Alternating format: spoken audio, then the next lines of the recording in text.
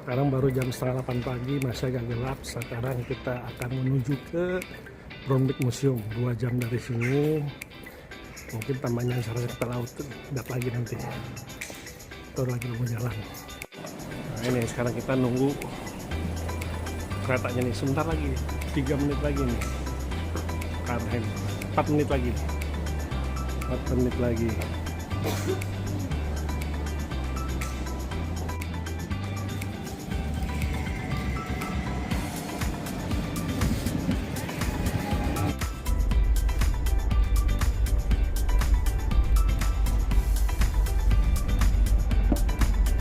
Kita udah sampai di Arnhem, ya kan?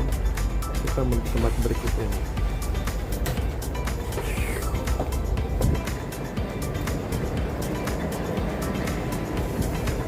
Nah, nyampe juga nih di bus Castle Brombik. Nah, itu dia tuh museumnya tuh. Ini museumnya nih. Kita sekarang masuk dulu lewat sana. Yuk.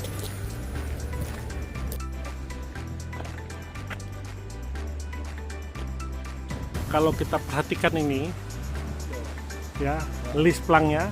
Iya, list plangnya kayak model kita. Gitu ya. Ya.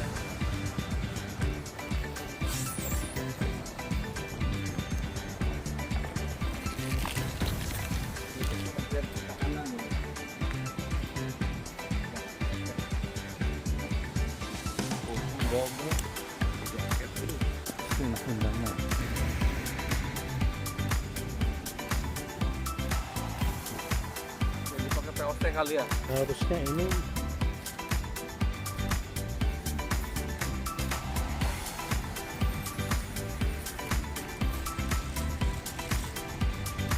harusnya museum dari kita nih, ya Pak?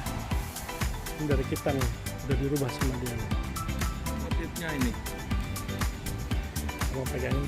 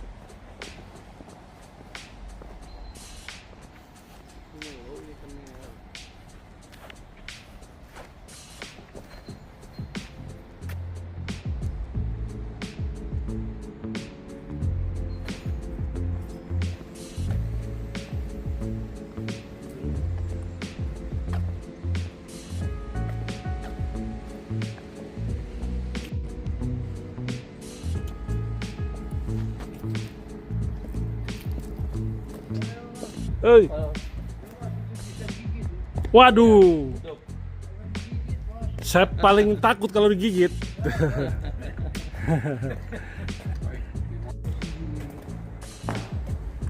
Ini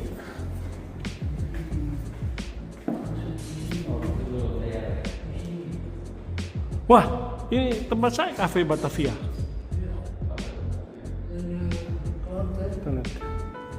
Saat ini saya sudah ada di Brombik.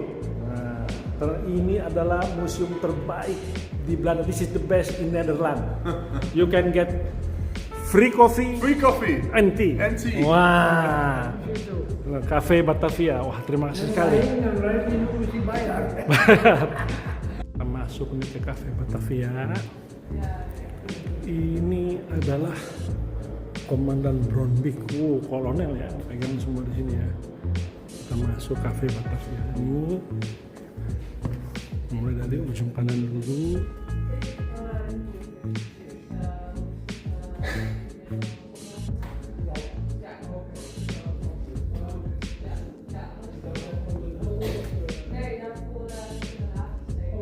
Van Hughes, wow.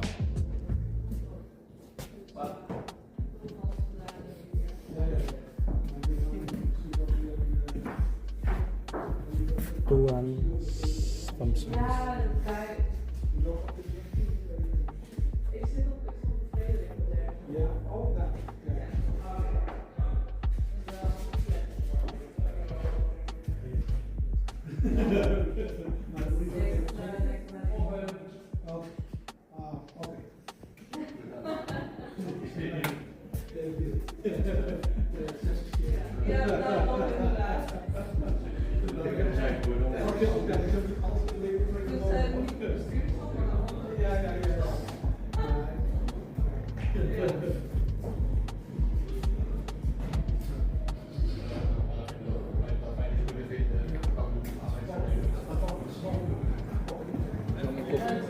Kopi.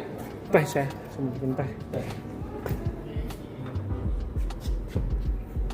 Mana Pickwick ini? Iya. Dia hot coklat nggak ada kan? Hot coklat nggak ada, hit aja. Sini Tuh, dulu. ini ada coklat nih, coklat aja nih. Apa ya? Yud?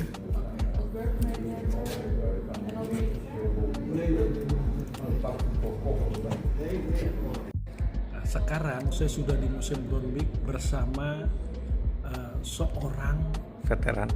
veteran.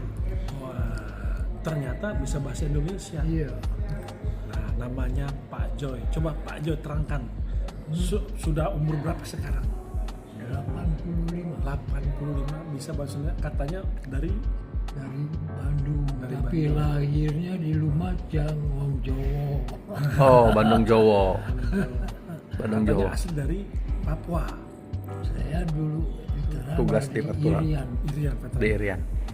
Terus apa yang bisa diceritakan soal Bronwijk ini? Apa yang bisa diceritakan? Di sini buat orang veteran semua dari dulu pernah Indonesia, orang Indonesia di sini, semua orang tua semua 90, ada yang 100, yang lain Indo juga 102 baru meninggal.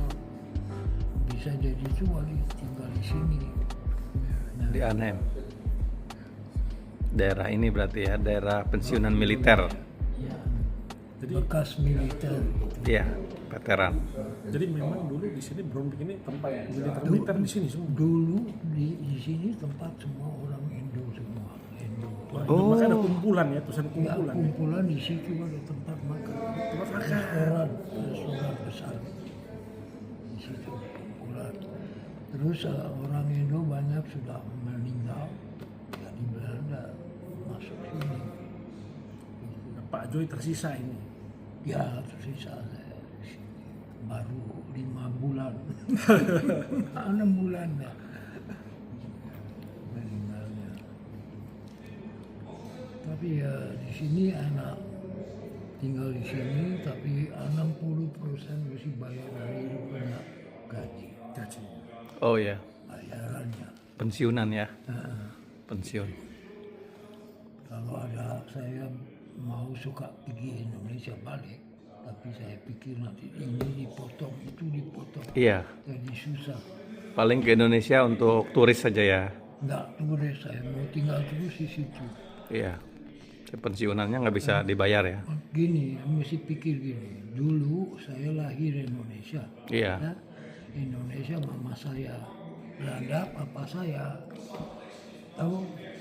Nah, mama saya dari Indonesia bilang saya nggak mau lagi sama kamu, lu balik ke papa lu. Oh. Di sini, tahu? Nah, itu. Ya. Saya juga susah itu namanya Indo ya. NDO itu in Nederland door omstandigheden. Oh. Jadi bapak ini ayahnya Belanda, ibunya Bandung. Ibu saya dari keraton, papa mamanya dari saya punya mama. Oh, keraton. Ibu dari keraton. Keraton Solo. Wih, bangsawan ya. Dia anak dari Jerman, saya mix ya Jerman dengan orang keraton Solo. Oh iya. Yang lain dari Portugal itu. Oh, Portugis. Timor. Oh, Timor. Ya. Berarti percampuran ini ya. Campuran Jerman dengan Portugis, Jawa. Portugal, ya. Dan mama saya Belgia dengan anak dari keraton. Berarti bapak fam name-nya apa? Family name-nya? Nama Jerman Terhau. Oh, Terhau. Wih. Di situ di Indonesia ada juga jalanan Tergal. Oh, Tergal. Oh, bapak dari sini ke Jerman dekat ya? Dari Arnhem ini. Di sini nggak usah kerja, sudah pensiun. Bukan dari sini ke Jerman dekat jauh. Arnhem. Udah dekat. Udah dekat ya? Lewat Nijmegen, ya. Oh, langsung Jerman ya. Nijmegen masuk Kleef. Ya.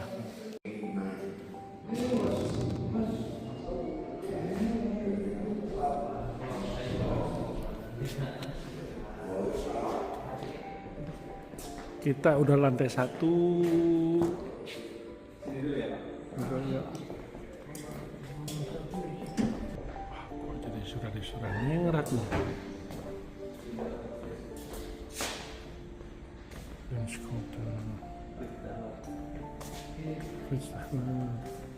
Oh, Dewi Sartika.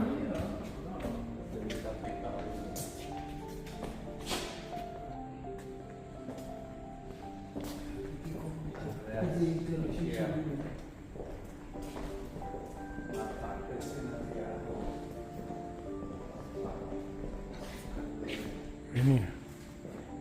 Wah, ini. Oke, ini adalah file penting film dokumentasi Pitfall and Kamu Download. jalan gini, nanti dia mulai. Oke, kita jalan dulu sini. Iya. De eerste commandant Dia pakai sensor. generaal Smits, gelooft volledig in kolonialisme.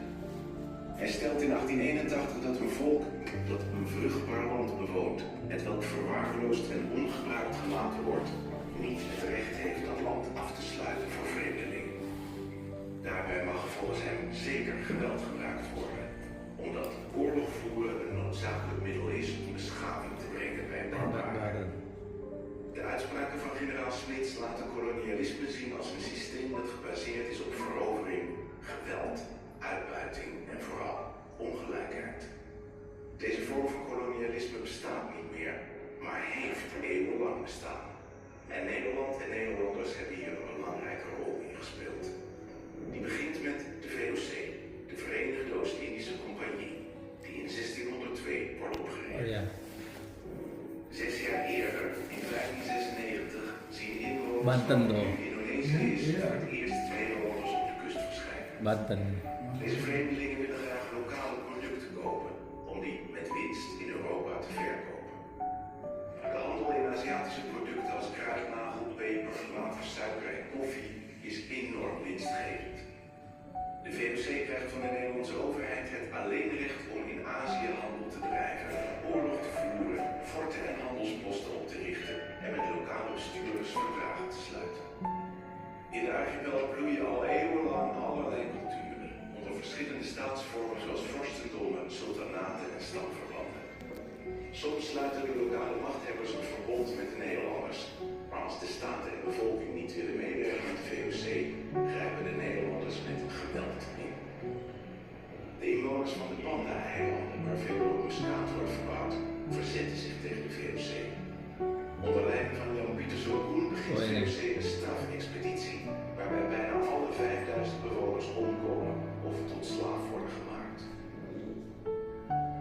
Het centrum van de politieke en militaire macht van de VOC ligt op het eiland Java. De VOC-machthebbers zetelen in Batavia, het huidige Jakarta. In de loop der tijd groeit de VOC uit tot een grote en machtige handelsonderneming, met posten op talloze plekken in Afrika en Azië. In 2 eeuwen tijd reizen bijna 1 miljoen Europeanen heen en weer. In die tijd gaat de VOC steeds meer gebied in de archipel controleren. Maar met de groeiende aanwezigheid groeit ook het verzet. Eind 18e eeuw staat de VOC er slecht voor. Door wanbeleid, oorlogen en hevige concurrentie gaat de Verenigde Oost-Indische Compagnie failliet. De Nederlandse staat besluit, na veel discussie of Nederland wel een koloniale macht moet worden, om de bezittingen van de VOC over te nemen. Nederland wordt een koloniale staat. Het Koninkrijk der Nederlanden begint de archipel in de jaren daarna verder te koloniseren. En hoe langer Nederland geld en mensen in de kolonie investeert, hoe moeilijker het wordt om nog te stoppen. Zo loopt Nederland in de koloniale val die het voor zichzelf heeft gezet. Ook andere Europese landen zoals Portugal, Spanje, Frankrijk en het Verenigd Koninkrijk zijn in de 17e en 18e eeuw in die koloniale val gelopen. In de 19e eeuw breiden zij hun invloed sterk uit. Al deze landen handelen in de geest van de woorden van de commandant van Brombeek. Zij vinden zichzelf superieur en geloven dat zij het recht hebben om andere volkeren en gebieden te veroveren en te besturen. Kolonialisme wordt voor westerse landen een prestigeproject. Met een koloniaal rijk krijg je als land aanzien. Zo begint in de 19e eeuw een nieuwe fase in de Nederlandse overheersing van het huidige Indonesië. In de archipel groeit de Nederlandse invloed. bepalen hoe en door wie het land wordt bestuurd en wat er wordt geproduceerd en verbouwd. De toenemende koloniale overheersing leidt telkens opnieuw tot verzet tegen deze bezetting, uitbuiting en ongelijkheid.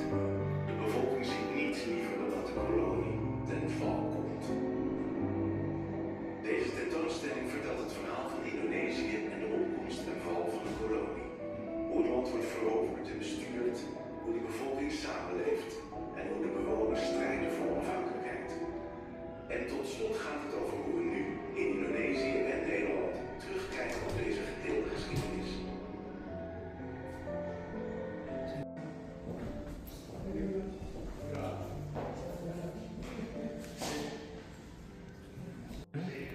Oh, dari Bandung juga ya, Soreang ya. Soreang. Di mana?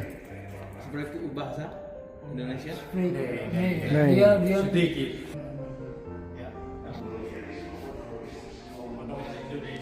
Nah ini Ya wel geweest. bagaimana lagi Rasuna, Ya. ya kan. Di sini dijelaskan bahwa pada dasarnya Nederland cuma tertarik di produk yang menguntungkan, ya kan. Pokoknya di masa bodoh pada untung. Di Bandung.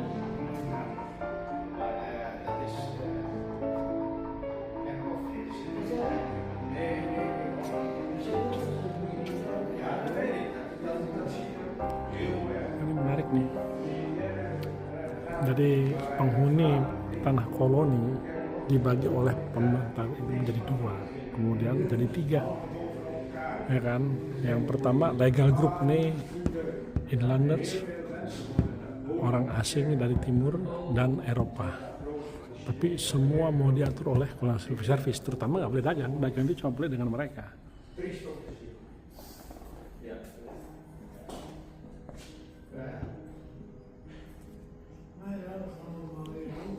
Inland itu native. Ini kalau kita bilang baju sultan itu ini baju bawahan ke Belanda, baju general, gagah general lah. Ya.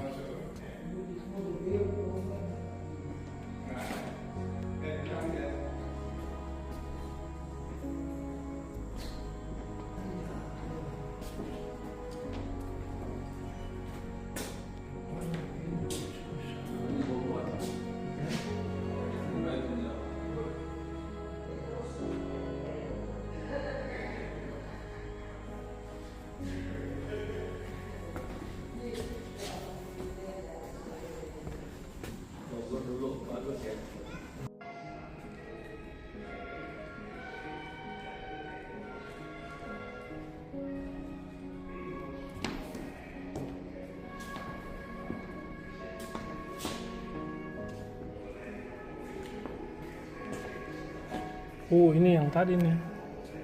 Siapa tadi? Jenderal siapa ini? Van Hoots ya?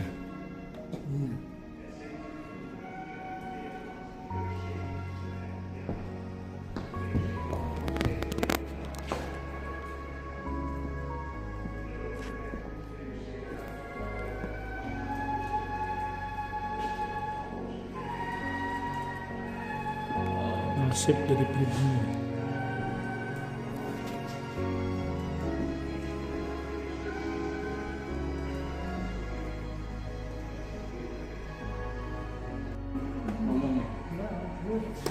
Beklah itu Den Haag.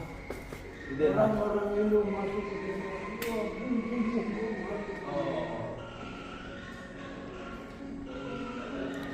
Jadi foto ini dianggap foto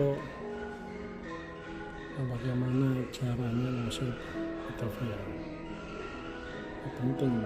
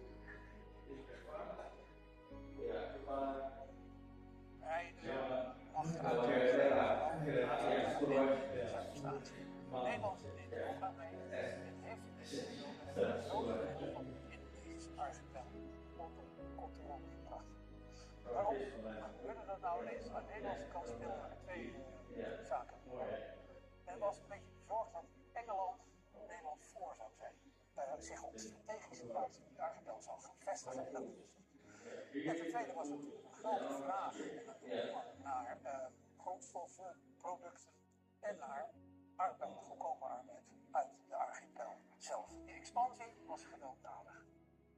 Nederland had stoomschepen tot zijn beschikking met kanonnen. En die werden vooral ingezet aan het begin van expedities om vanuit zee de hoofdplaatsen te bestoken. Daarna leger aanbouw die over militair gebied beschikte. Dus wat er een militair overwicht waar vanuit de Indonesische kant weinig tegenover kon worden geplaatst. Toch was het begin van die expansie moeizaam. Het was een moeizame start en dat begon in Aceh. Vanaf ongeveer begin jaren 70 tot 1910 heeft daar 40 jaar lang een koloniale oorlog gewoed. En eigenlijk pas in 1910 werd het verzet min of meer schadelijk gemaakt, zoals het dan heette. En kreeg de samenleving min of meer onder controle. Het was een hele lange periode. De Nederlandse troepen in Aceh waren aanvankelijk bezig met grote concentraties aan troepen op te rukken. Maar daarmee konden ze wel de kuststreek veroveren, maar konden ze niet Nederland. Dus daar konden de Acehese strijders zich voortdurend verbergen en van daaruit weer aanvallen uitvoeren op de Nederlanders. Dat is Padsta.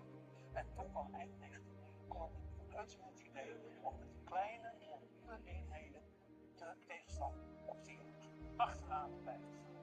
En dat werd uiteindelijk succesvol. En zo is Aceh uiteindelijk Nederland controle gebracht, terwijl tegelijkertijd er een licht werd gedreven tussen de adel en de islamitische leiders. De Acehese adel is eigenlijk geleidelijk aan ingekapseld, geïncorporeerd in het koloniale bestuur. Die zagen daar natuurlijk een toekomst, terwijl de moslimleiders, de islamitische leiders, raakten steeds verder in het isolement en werden verslagen. Er was nog een belangrijke expeditie en die vond in 1894 plaats tegen de Balinese vorsten op Lombok, waarop nu weer gerucht van de Engelsen zich vestigen, want dat is dus Australië, China, en daar mocht geen tweede Singapore ontstaan. Dat was niet het argument. En er was ook een ethisch argument, want de Balinese vorsten zouden de lokale bevolking ook onderdrukken. En dat mocht niet. Er was een expeditie naartoe bleek succesvol te gaan. Maar tegen het eind van het verblijf, tot bijna klaar, was er ineens een verrassingsaanval van een deel van de vorstelijke dus ineens werd overgegeven. En de Nederlandse troepen geveegd. En daarbij kwam een belangrijke Nederlandse bevelhebber van Gang om het leven. Nou, dat is een enorm gezichtsverlies. En dat moest onmiddellijk worden terugbetaald. Er kwam een grote expeditie en ditmaal werd het vorstenhuis definitief uitgeschakeld. Er werd ook een enorme schatbuit gemaakt. Met goud, zilver, dat heette de ononderschat. En die is heel lang nog in Nederlandse ideeën overgeschreven. En sinds kort wordt dat teruggegeven. En de laatste, de restanten van de schat zijn op dit moment weg naar Indonesië. Er was nog iets nieuws. Expeditie naar Lombok en de overwinning had een enorm effect in Nederland in de publieke opinie.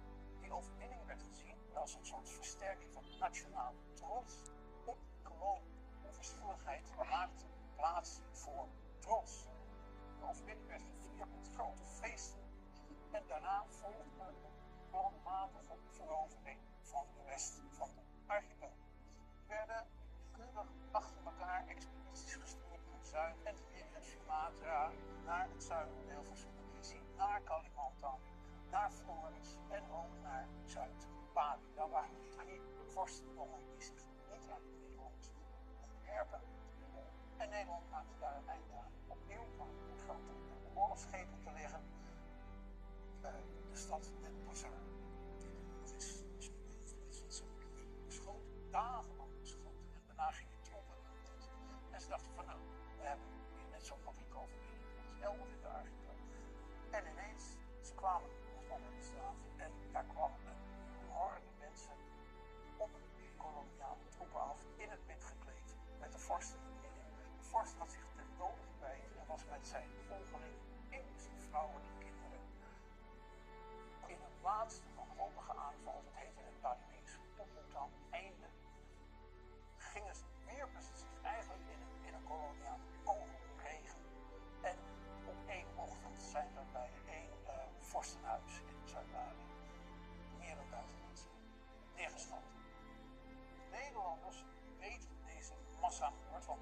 is niet anders. Eigenlijk aan de Balinezen zelf. Hadden ze maar niet zo naar buiten moeten komen. Het is hun eigen schuld. Deze expedities gebeurden ook onder het bewind van Johan van Huys, die gouverneur-generaal was van 1904 tot 1909. Onder zijn bewind werd het grootste deel van de planmatige verovering van de archipel uitgevoerd. Argument aan koloniale zijde was eigenlijk altijd, we moeten voor bevrijding van de tirannie en de willekeur van de vorsten. Die leven nog in onze nachtelijke tijd, die moeten deze mensen helpen. De ervaring van de lokale bevolking was anders. Tijdens die expedities zijn er in totaal een schatting 130.000 mensen in de archipel vermoord. Om het leven te doen. Van 70.000 in Matje. Dat zijn geen geringe aantallen. Doel van militaire expedities, zoals het dan heette, was om rust en orde te brengen. Dat was het adagium van de koloniale verovering. Maar in feite vestigde de Nederlanders een staat van geweld. Tot in de jaren 30 was het niet ongebruikelijk dat moeders, Indonesische moeders, als ze hun kinderen erg lastig waren, zeiden: als je nou niet ophaalt, dan breng je naar de militair. Die zitten op de pijn, die zitten er weer te treden. En die zeggen: nou, dat hoef je maar één keer te zeggen. En de kinderen deden precies wat je wil. Dat geweld, dat zat ook vast. Hij heeft zich vastgezet in die taal. Dit is een voorbeeld van een praktische Indische tolk. Dus als je naar Indië ging, dan zat je wekenlang op een plaatje in je boekje. Dan kon je zinnetjes lezen. Nederlands, Maleis en in 2 soorten Javaans, ook Javaans. En wat zo opvalt in dit boekje, dat is wat die Europeaan leren, was een taal van wantrouwen en een gebied. Die praten nooit op een vriendelijke manier tegen de inlander. Je moest altijd privé begrijpen. En dan krijg je zinnetjes als: haal dit, breng dat, je bent te laat, dit bord is vies, ga iets anders halen, de soep is koud, wasman, ik mis 2 sokken, je bent te duur, ik neem een ander, houd de dief, waar is de politie?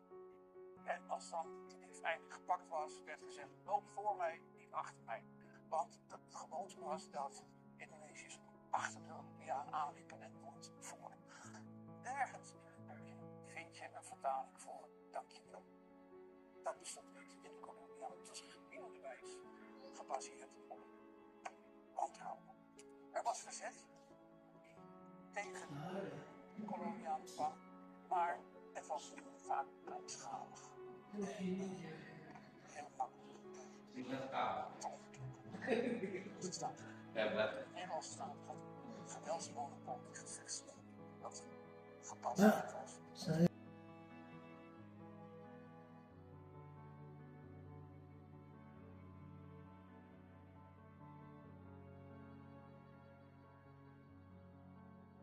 Test tegen dat militaire geweld. Jangan lupa punya di sini ya. Ja. Die daar protest tegen aantekenen, maar dat viel toch weg. Het kreeg geen brede steun. Overheersend in Nederland was het gevoel van nationale trots op die koloniale expansie. De koloniale staat breidt zich uit. Het bestuur werd uitgebreid, alle diensten werden uitgebreid. De archipel werd in kaart gebracht. Van statistiek werd ook de hele kolonie meetbaar in tel. Alles wordt geteld bijgehouden.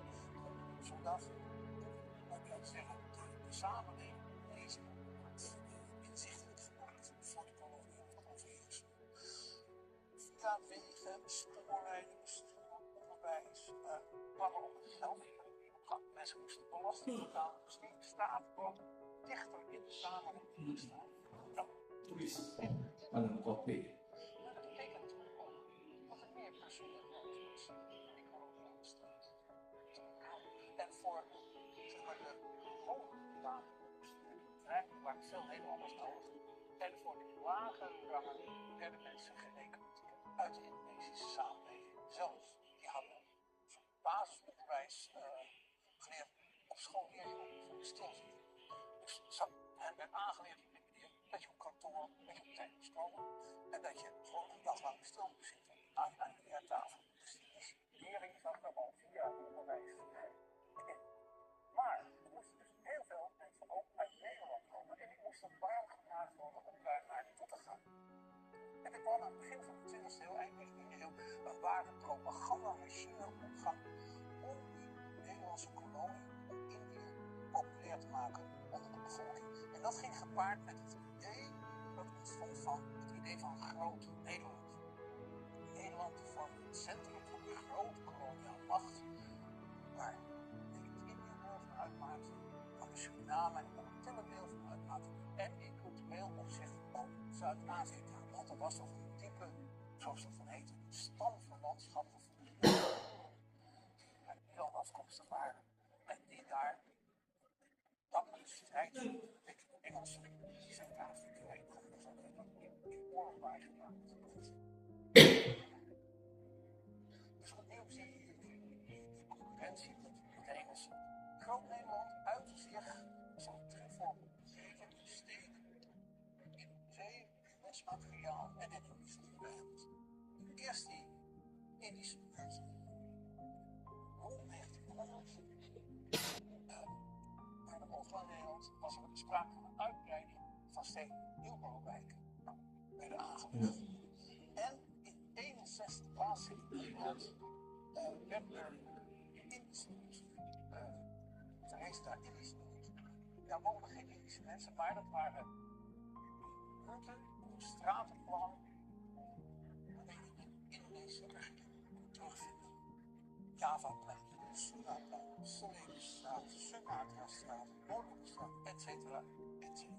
Zo werd eigenlijk de Indonesische archipel, Indische archipel, onderdeel van het stedelijke stratenplan in Nederland en werd in Indië verankerd in de Nederlandse samenleving. Het werd geen omgebracht. Daarnaast werd in 1871 hier in Haarlem het eerste Jangan, sini. Jangan. Saya ada butuh sama punya kebutuhan. Pak Mufti, saya punya kebutuhan nih. En museum werd een ontmoeting tussen cultuur en allerlei natuurlijke rijkdom. Die werden daarin verzameld. Dus je zag religieuze voorwerpen, allerlei soorten textiel, maar ook heel veel producten die daar werden gemaakt. Of materiaal van producten, delfstoffen, belangen van bestuur en bedrijfsleven waren daar dus in gevoerd. En het doel was van het museum om belangstelling te wekken voor de kolonie. Immers werd toen de slagzin Indië is de kurk waar Nederland op drijft. Maar er waren mensen nodig die konden via het museum opgewekt worden om een carrière als een loopbaan in Indië te starten. In 1923 was het algemeen reuzel, er kwam niks meer bij. Alle ruimtes, alle vitrines puilden uit van allerlei voorwerpen. En toen werd besloten te verhuizen naar het museum in Amsterdam. En dat werd het later het Tropenmuseum en volgens mij het Wereldmuseum. Propaganda werd ook gemaakt UDGC, van GC, UDGC. ya, Terus? 1855. Dus dat kon iedereen zich wel voorstellen. Hierin zitten 148 plaatjes. Die kon je verzamelen als je chocola of cacao van rosten kocht. Een plaatje. En dat kon je dan op de plek inplakken. En de tekst van het voorwoord zegt het heel veelzeggend. Dat wil ik even voorlezen. Wij hopen met dit propagandamiddel te bevorderen wat ons land zozeer nodig heeft. De belangstelling in en de liefde voor dat andere Nederland. Waaraan ons Nederland zo ontzaglijk veel te danken heeft. En wat een zo bij uitstek gunstig veld van werkzaamheid is. Voor de ondernemende en voortvarende jonge mensen onder ons. Dat andere Nederland, dat was dus Indië. Het was dus ook Nederland. Zo, hier werd dus dat idee van groot Nederland heel sterk in naar voren gebracht. En dan had groot Nederland nog een held nodig. Er was Jan was geëerd met een standbeeld in Horen. Kijk op met een ontzettend veel over te doen is. Dat was één held, maar dit was ook ver verleden. En er was nog een held. En dat werd Nova Munt, overwinnaar van Atje, succesvol generaal, adjudant van de koningin, die in 1909 na zijn carrière als gouverneur-generaal als een held werd binnengehaald in Nederland. En hij was niet alleen een veroveraar, dat moet gezegd, hij was ook een warm voorstander van onderwijs, lager onderwijs en vooral ook voor meisjes. Emancipatie van Indonesiërs binnen het koloniaal bestuur moet zich ook wel voorstellen. Er moesten meer Indonesiërs in het koloniaal bestuur deelnemen. Hij adviseerde in Nederland het bedrijfsleven en tijdens de Eerste Wereldoorlog gaf hij ook adviezen.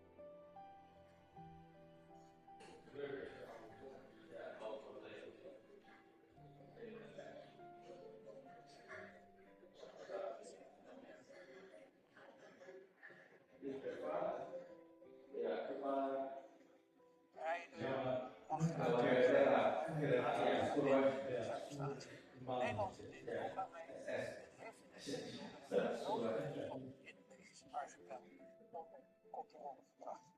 Waarom gebeurde dat nou ineens? Aan de Nederlandse kant speelden er twee zaken. Men was een beetje bezorgd dat Engeland Nederland voor zou zijn. Zich op strategische plaats in het archipel zou gaan vestigen. En ten tweede was er een grote vraag naar grondstoffenproducten en naar arbeid, goedkope arbeid uit de archipel zelf. Die expansie was gewelddadig. Nederland had stoomschepen tot zijn beschikking met kanonnen. En die werden vooral ingezet aan het begin van expedities om vanuit zee de hoofdplaatsen te stomen. Negeraanbouw die over militair gebied beschikt. Dus wat er militair overwicht waar vanuit de Indonesische kant weinig tegenover kon worden geplaatst. Toch was het begin van die expansie moeizaam. Het was een moeizame start en dat begon in Aceh. Vanaf ongeveer begin jaren 70 tot 1910 heeft daar 40 jaar lang een koloniale oorlog genoemd. En eigenlijk pas in 1910 werd het verzet min of meer schadelijk gemaakt, zoals dat dan heette. En kreeg de samenleving min of meer onder controle. Het was een hele lange periode. De Nederlandse troepen in Aceh waren aanvankelijk bezig met grote concentraties aan troepen op te rukken. Maar daarmee kon ze wel de kuststreek veroveren, maar konden ze niet in Nederland. Dus daar konden de Acehse strijders zich voortdurend verbergen en van daaruit weer aanvallen uitvoeren op de Nederlanders. Dat was afstand. En toen kwam eind 19e koning van Heutsink het idee om met kleine, mobiele eenheden de tegenstander op te jagen, achterna te blijven gaan. En dat werd uiteindelijk succesvol. En zo is Aceh uiteindelijk Nederland controle gebracht, terwijl tegelijkertijd er een licht werd gedreven tussen de adel en de islamitische leiders. De Acehse adel is eigenlijk geleidelijk aan ingekapseld, geïncorporeerd in het koloniaal bestuur. Die zagen daar een toekomst, terwijl de moslimleiders, de islamitische leiders, die raakten steeds verder in het isolement en werden verslagen. Er was nog een belangrijke expeditie en die vond in 1894 plaats tegen de Balinese vorsten op Lombok, waarop nu weer gerucht dat de Engelsen zich met wilden vestigen, want Lombok was dus Australië, China en daar mocht geen tweede Singapore ontstaan. Dat was niet het uitgangspunt. En er was ook een strategisch argument, want de Balinese vorsten zouden de lokale bevolking op Lombok onderdrukken. En dat mocht niet. Er werd een expeditie naartoe gestuurd. Bleek succesvol te gaan, maar tegen het eind van het verblijf tot bijna klaar was ineens een verrassingsaanval van een deel van de vorstelijke niet overgegeven. En de Nederlandse troepen zijn verwoest. En daarbij kwam een belangrijke Nederlandse bevelhebber van Han om het leven. Nou, dat is een enorm gezichtsverlies. En dat moest natuurlijk worden terugbetaald. Er kwam een grote expeditie en ditmaal werd het vorstenhuis definitief uitgeschakeld. Er werd ook een enorme schatbuit gemaakt. Goud, zilver, dat heette de onopperschat. En die is heel lang nog in Nederlandse ideeën sinds kort wordt dat teruggegeven. En de laatste restanten van de schat zijn op dit moment op weg naar Indonesië. Er was nog iets. Die expeditie naar Lombok en de overwinning had een enorm effect in Nederland in de publieke opinie. Die overwinning werd gezien als een soort versterking van nationaal trots op die kolonie. Onverschilligheid maakte plaats voor trots. De overwinning werd gevierd met grote feesten. En daarna volgde een planmatige verovering van de rest van de archipel. Er werden keurig achter elkaar expedities gestuurd naar Zuid- en Sumatra, naar het zuidendeel van Sulawesi, naar Kalimantan, naar Flores en ook naar Zuid-Bali. Daar waren 3 vorstendommen die zich niet aan de Nederlanders wilden onderwerpen. En Nederland maakte daar een eind aan. Opnieuw kwamen grote oorlogsschepen te liggen. De stad Den Pasar, die nog eens werd beschoten, dagenlang beschoten en daarna gingen troepen aan land. En ze dachten van nou, we hebben weer net zo'n moeilijke overwinning als elders in de archipel.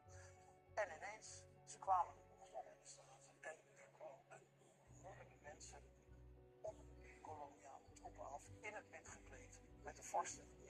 De vorst had zich ten dode gewijd en was met zijn volgelingen, inclusief vrouwen en kinderen, in het laatste wanhopige aanval, dat heette het Balinese Oetan, einde, wierpen ze zich eigenlijk in een koloniale kogelregen. En op 1 ochtend zijn er bij 1 vorstenhuis in Zuid-Bali meer dan 1000 mensen neergeschoten. Nederlanders weten deze massamoord, want het is niet anders. Eigenlijk aan de Balinezen zelf hadden ze maar niet zo naar buiten hier komen. Het is hun eigen schuld. Deze expedities gebeurden ook onder het bewind van Jan van Heuts, die gouverneur-generaal was van 1904 tot 1909. Onder zijn bewind werd er het grootste deel van de planmatige verovering van de Saat ini saya sedang berada di Drone Beach Museum di Arnhem. Dari Amsterdam kurang lebih masih naik kereta cepat 2 jam, nah baru sampai. Nah salah satu perubahan saya lihat museum ini kemarin renovasi hampir stop sama sekali dan ternyata barang-barang itu mengagetkan. Nah salah satu yang akan saya tunjukkan yaitu adalah benda yang banyak diceritakan, tapi saya agak tanda tanya gitu, itu apa ditemukannya bendera Aceh di Barus pada waktu perang melawan Belanda pada tahun 1840. Inilah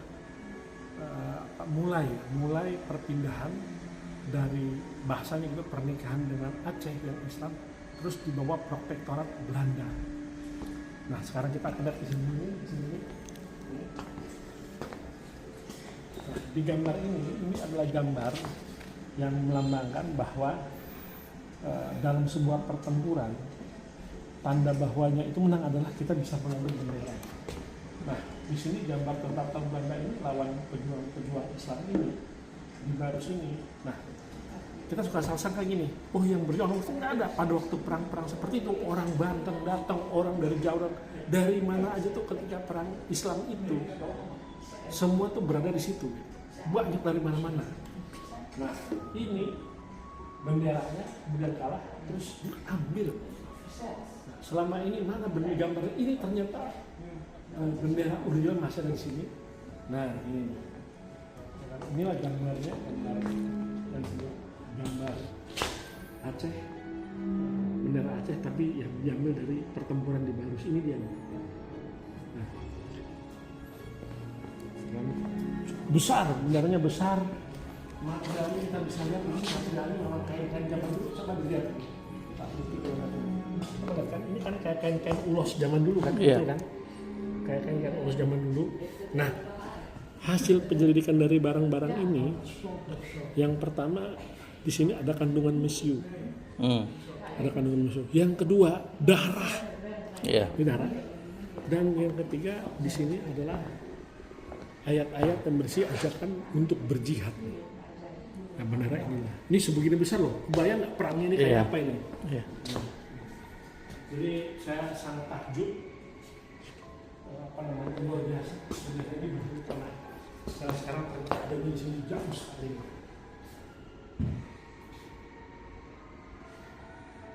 Sudah. Semoga Allah Amin. mati menerima beribadah para pejuang kita, Allah berikan tempat yang setinggi-tingginya dan Allah berikan surga dan semoga kita bisa memanfaatkannya mengisi kemerdekaan dengan sebaik-baiknya.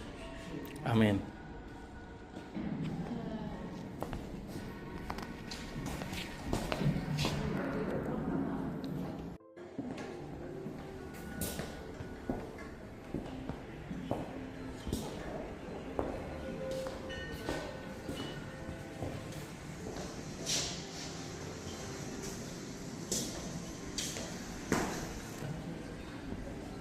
Harga ini tadi Aceh.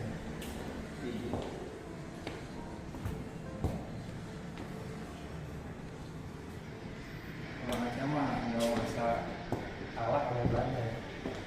Karena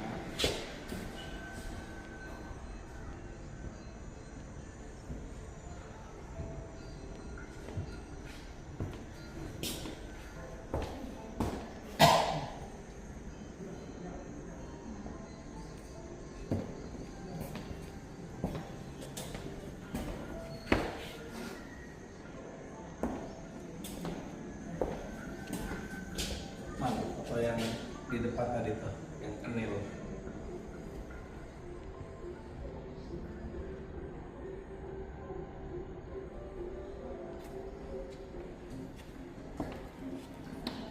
Sebentar ya. Saya punya kawan Haji Devri Dahler, itu ada Devri Dahler, So, di sini namanya. orang Belanda tapi berpihak ke Republik. Dia orangnya Padang.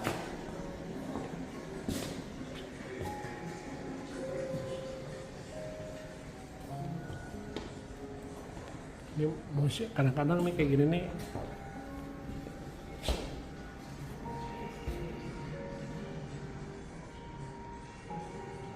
Kalau yang begini-begini kedolan orang Banten nih. Betul nggak?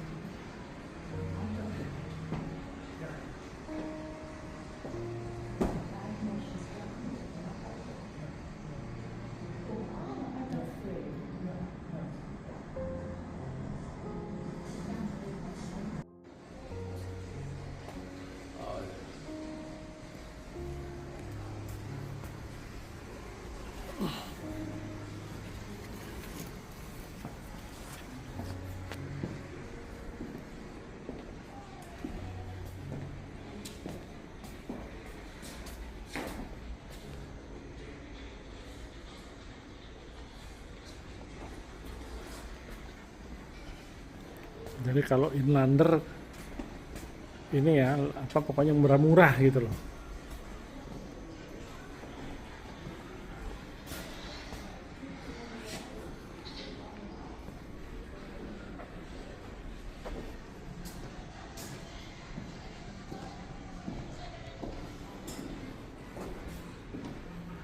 Ada nggak foto Banten?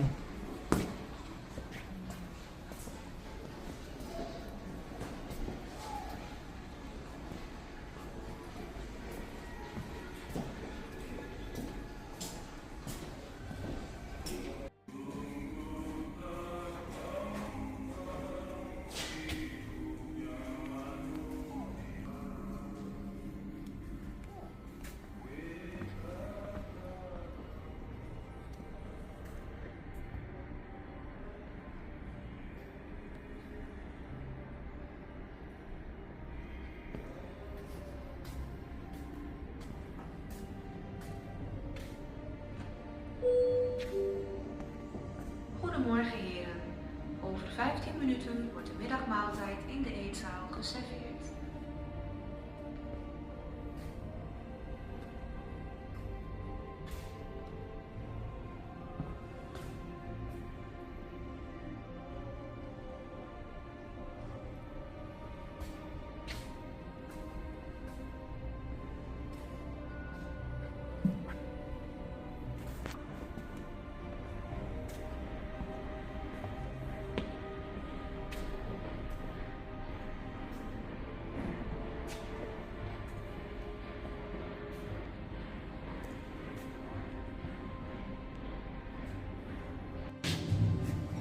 Saat ini saya sudah di Museum Drombik dan di antaranya ini ada meriam yang terkenal, konon katanya disebut-sebut lada si Cupak.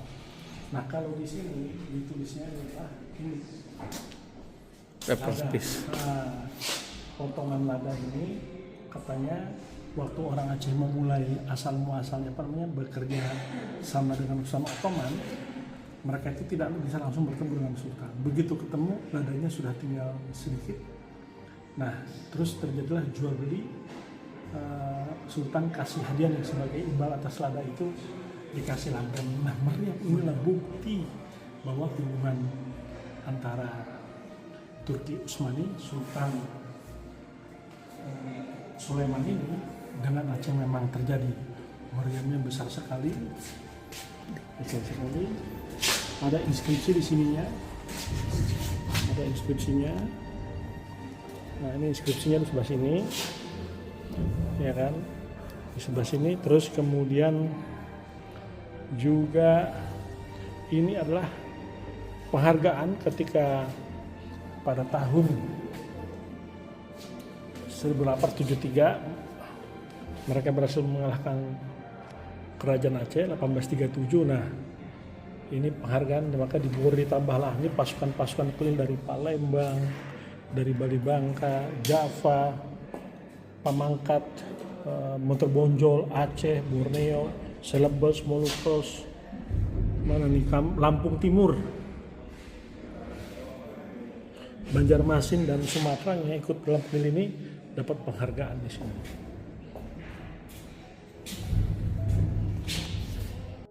Kita masuk lagi dari awal, ya kan, masuk lagi dari awal.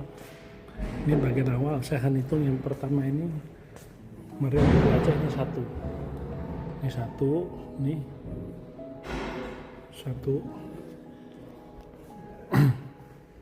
ini lagi dua, nih dua, ini tiga, oke. 4, 5 yang kecil, 4, 5, 6,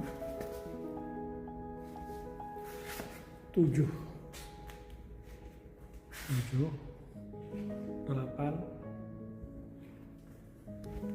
9, 10, 11, perhatikan, 11.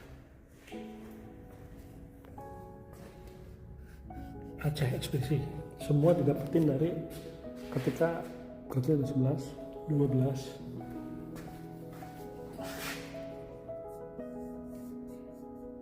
12, 13, ini 14,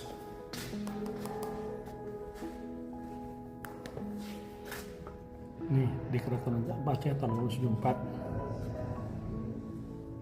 Ini dulu punya Iskandar Muda, bahan dari perunggu.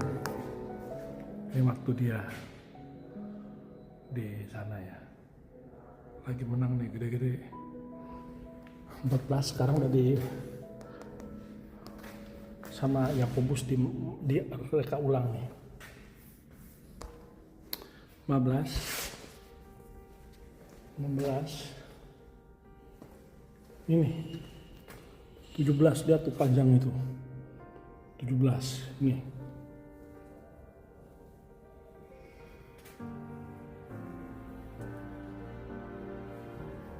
17,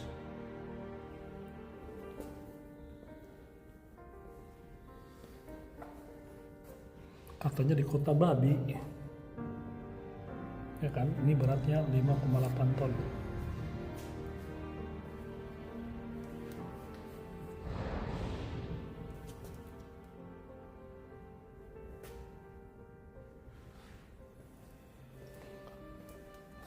Ini kita nggak masukin aja hitungan. 19,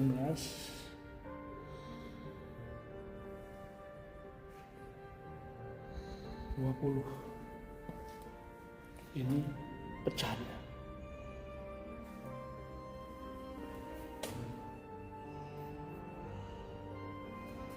20.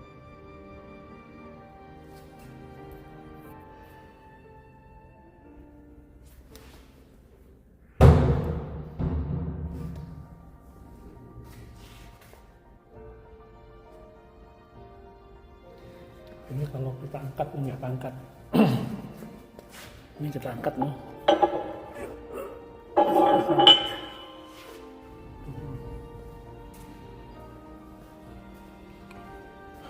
Dua satu.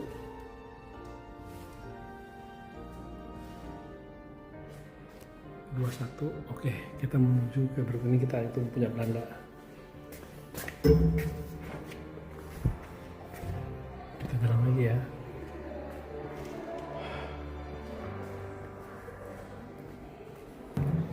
Satu.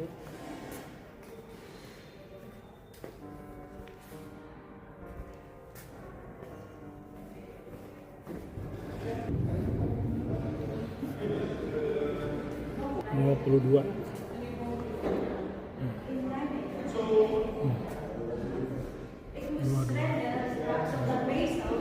23.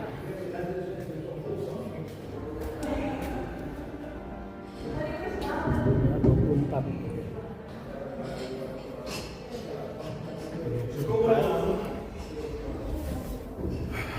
Masuk lagi ke sini. Nih, 25 mortir. Kota Mangan. 26, 27, 28, 29, 30, 31, 32. Udah 32 nih. 33.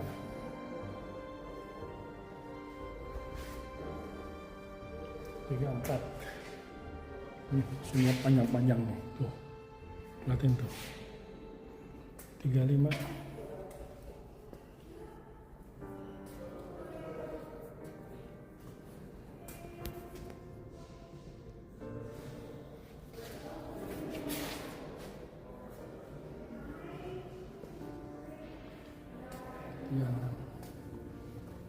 37.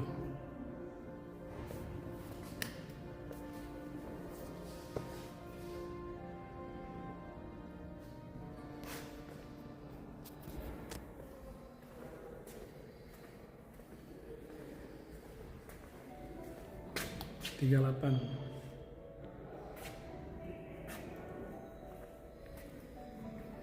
39.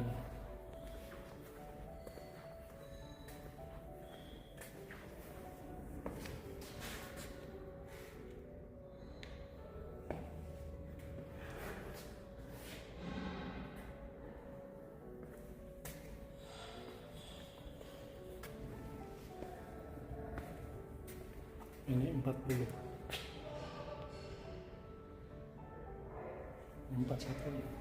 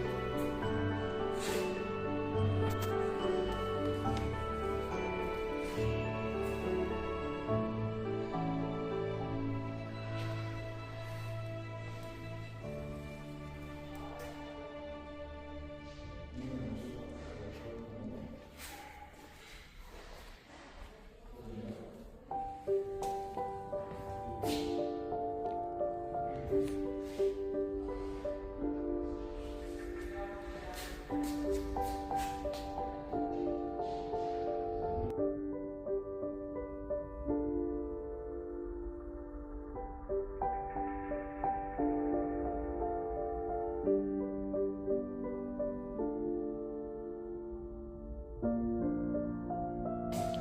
saya mau gambarkan ini udah di aku mati. Jadi kalau benar ada inskripsi di bawahnya harus pakai surat resmi, ya kan? Karena ini harus cabut nih. Bisa jadi karena ada tempelan, ya kan? Ada tempelan, ya kan? Tempelan, tapi nggak bisa kita buka, udah dipaku mati.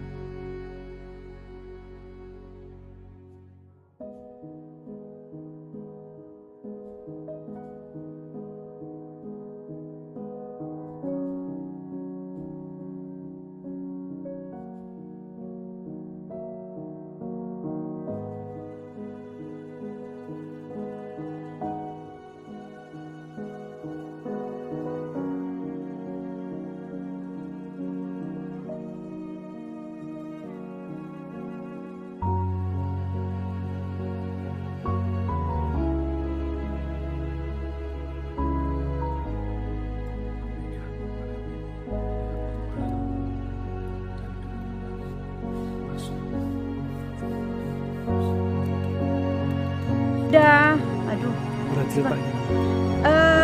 kan ada ceritanya itu orang Ule Balang, anaknya itu kayak merayu istrinya orang petani di Sigli situ ya. Terus anak muda ini juga nyuri kelapa lah, apalah di palawijanya di kebun situ. Terus sang suami ya nggak terima lah, dia gebukin lah anak muda ini. Nah bapaknya kan Ule Balang di Sigli itu. Bapaknya juga nggak terima kalau anaknya digebukin. Terus kalau hukum di situ kan harusnya masuk hukum adat ya. Tapi bapaknya tahu kalau masuk hukum adat, anaknya ini yang disalahin. Soalnya anak ini yang ya nakal ya. Dia dari power dia itu, pangkat dia ajuin lah ke pengadilan Belanda. Lah di pengadilan Belanda itu akhirnya di situ diurus si Pak petani ini dihukum 3 bulan, terus ada kompensasi lainnya gitu. Terus Bapak Ule Balang ini bilangnya, oh ini nggak bisa dong, cuma ringan sekali hukumannya. Marah kan bapaknya. Makanya mengunduh di rencong itu terus ditusuk ke Kapten Schepens namanya. Nah Kapten Schepens itu controller di daerah situ. Sigli ya. Kayaknya ini bukan di Sigli, di atasnya lagi deh. Aku lupa daerahnya mana yang waktu PD. Aku lupa juga. Cari pokoknya Schepens yang meninggal. Terus 4 hari kemudian Schepens meninggal di rumah sakit karena rencongnya ada racunnya itu. Nah ini salah satu contoh bagaimana hukum adat itu harusnya diatur di hukum adat, karena ini kan cekcok antara warga. Sendiri gitu loh, tanpa hubungan dengan ya kolonial bestur ya, tentang bestur penjajah. Tapi karena bapaknya tahu kalau ini masuk adat, anaknya yang kena hukum, anaknya yang kena ya kayak arahan gitu ya. Iya. Terus bapaknya bilang, aku kan dekat sama emang Ule Balang waktu itu kan ya sekitar tahun 1884, 1885 itu. Ini sebelum Snoek masuk sebenarnya ke Aceh. Setelah itu kan baru Snoek Aceh ya. aktif di situ. Snoek karena ya